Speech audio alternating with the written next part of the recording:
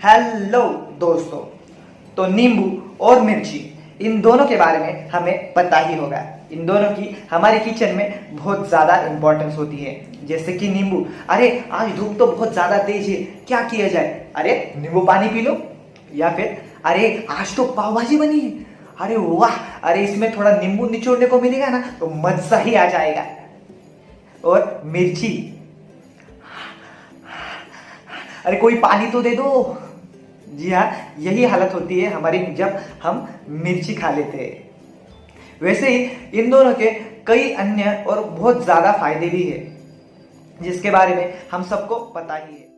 तो दोस्तों, आज हम बात करने वाले हैं नींबू और मिर्ची के बारे में। जी हाँ दोस्तों, नींबू और मिर्ची के बारे में। तो दोस्तों, आपने इसे बहुत सारी जगह पर देखा ही होगा, जैसे कि बाइक, घर या फिर एक नई कार। तो आप ये जरूर सोचते होंगे क्यों भाई हम इसका इस्तेमाल आखिर करते क्यों हैं?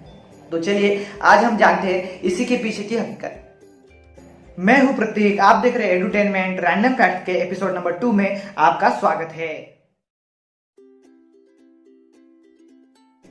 तो दोस्तों, आपने मुझे मेरे पिछले वीडियो में इतना सपोर्ट किया, इसलिए शुक्रिया।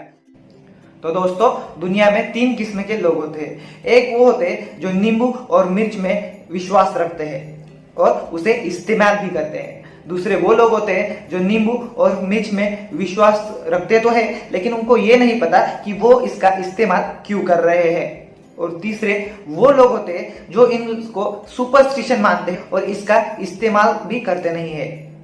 तो चलिए जानते हैं।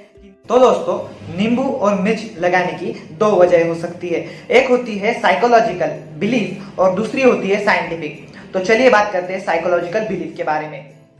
जो लोग विश्वास रखते हैं नींबू और मिर्च लगाने में, वो सोचते हैं कि अगर वो नींबू और मिर्च उनकी गाड़ी पर, उनके घर पर लगाएंगे तो वो उनको, घर को प्रोटेक्ट करेगा बुरी नजर वालों से, जिसकी वजह से उनको आगे जाकर कोई नुकसान नहीं होगा, कोई लॉस नहीं होगा, जिसकी वजह से उन्हें फायदा होगा।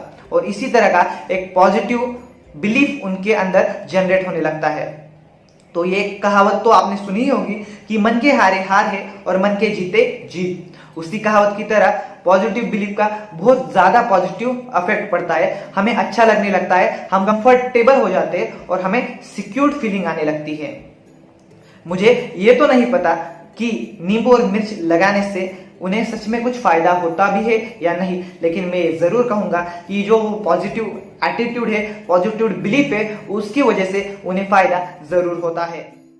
तो जो लोग ये सोचते हैं कि नींबू और मिर्च एक सुपरस्टिशन है, तो उनके लिए एक साइंटिफिक रीजन भी है।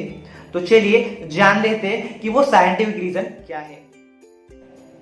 अब दोस्तों, 21वीं सदी चल रही है। अगर अब हमें एक शहर से दूसरे शहर में ट्रैवल करना होगा तो हम अपनी खुद की कार या बाइक लेते हैं, या फिर हम पब्लिक ट्रांसपोर्ट सर्विसेज जैसे कि बस, रिक्शा या फिर ट्रेन और प्लेन, इन आदि चीजों का भी इस्तेमाल कर लिया करते हैं। लेकिन पुराने समय में तब इतनी ट्रांसपोर्टेशन की सुविधाएं उपलब्ध ही नहीं थी, जिसकी वजह से अगर एक इंसान को इस शहर से दूसरे शहर में जाना होगा तो उसे पैदल ही जाना पड़ता था।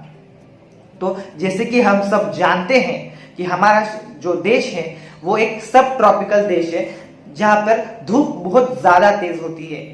तो अक्सर उन्हें, जब वो एक शहर से दूसरे शहर में ट्रैवल करते थे, तब उन्हें डिहाइड्रेशन का सामना करना पड़ता था। तब उस वक्त वो अपने साथ नींबू लेकर जाया करते थे। जैसे कि हम सबको पता है कि नींबू एक पावरफुल हाइड्रेटिंग एजेंट है, जिसकी वजह से वो काफी हद तक राहत देता था डिहाइड्रेशन की प्रॉब्लम के लिए।